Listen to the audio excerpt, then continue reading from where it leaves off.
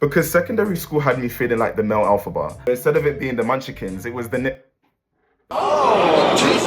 I don't want to sound anti-black.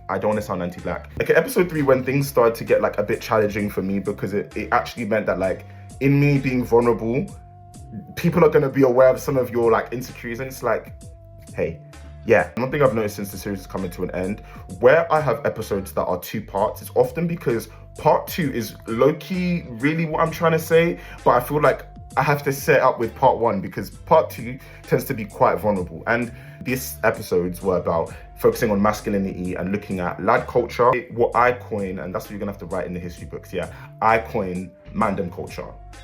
I coined.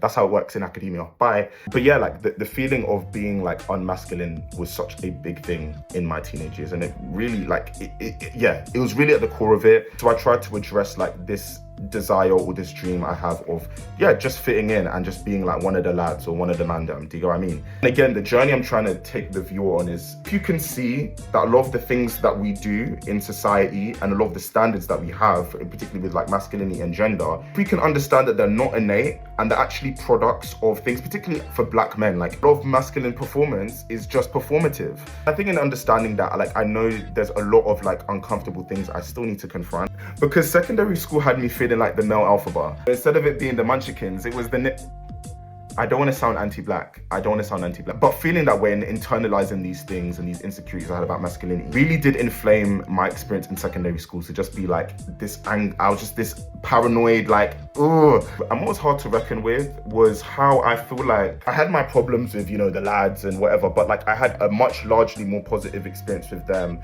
compared to, I don't know what to say, my skin folk. And there's still a lot of like resentment that I feel like I need to address, in putting it in context. I think I've learned to see mandem culture as, do I want to say something positive? Because I'm trying fighting my life to be positive right now. I can understand how this happens in a country and an education system which is so hostile to black men. And I mean, like, now, like, a lot of the feelings of inadequacy have actually dissipated. And I mean, like, really, was I ever inadequate? Like, it wasn't like I felt like I was like this Oreo or this coon. Funny why people, when they call me like posh, or think like I went to private school or just have white friends, it's really funny that, because I was the black conscious nigga in school. I was reading Why I Don't Talk to White People in Race in year 9, and I had to, even that was a whole thing. But it's also like, babe, calm down. You actually don't need to prove anything. And that's the point. I think you feel like you have to prove yourself, and that's what masculinity is. It feels like a constant, like, it's like this battle and this negotiation. And largely in school, I removed myself out of it. I stayed indoors. I was in the computer room most lunchtimes throughout the entirety of secondary school, actually, because I didn't conform. I was like the other guys. I've done that. Whatever. Because I still have resentment to the people and the things that happened that really like reinforced those insecurities. And you can kind of see it in the end, but I cut it out. I was like, fuck y'all. Fuck y'all. Because again, like, I'm talking about this killing of my inner child and feeling like I couldn't be myself. Your year group in school had like certain verbiage and language that you use. So we always used to like use the word meme. So like, who's the biggest meme? Like, you're such a meme, And me and my friends, we came up with these ideas like called the Meme Awards. And it was just like this funny way to like kind of just like look back at everything that happened that year in school and just kind of laugh and joke. And we're laughing, calling us wet. And it's like, yeah, like, okay, like it's a bit, and that's the thing, it's like, is it loser or is it just people having fun? And like, one thing I've had to realize is like, that's largely like kind of my responsibility. Like, I just have to be the one who like does the organization and the facilitating. But like, that moment is an example of how I just felt like, it's damned if I do, damned if I don't. So I'm not going to do anything. Actually, yeah, I'm going to be damned. Goodbye. A lot of this stuff has like impacted the way I make like specifically black male friendships. And that's not to say that I'm Oreoing. I just stick to my girls.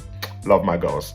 But also, shout out to my girls who kind of have restored my faith a little bit and made me like realize, okay, just breathe, stop internalizing. The world is normal, like, you can be yourself. Yeah, they really restored my joy. Create in me a clean heart of God. That's the church. church. That's the church coming out. We're not there. That's episode 6. That's episode 6. And there is a lot of trauma still to address. But again, I think in sharing this, hopefully we can have like wider conversations. Do you know what I mean? About what it is to be a Black British man and all the intersections of that. Intersectional theory, actually, like a lot of it's spearheaded by women, and I love that. But actually, like in secondary school, I was the one friend that was too woke. So like a lot of these books like really helped me along this journey. Like, and this one specifically is about like Black British masculinity specifically. So this one's really good. But this one is which one's the one I'd really recommend this as well. But yeah, just hopefully like niggas, let's pick up books. Let's get conscious. I might need to get Thug Life tied on my chest. Cause yeah, let's be woke. I think that's how I'm ending this. Goodbye.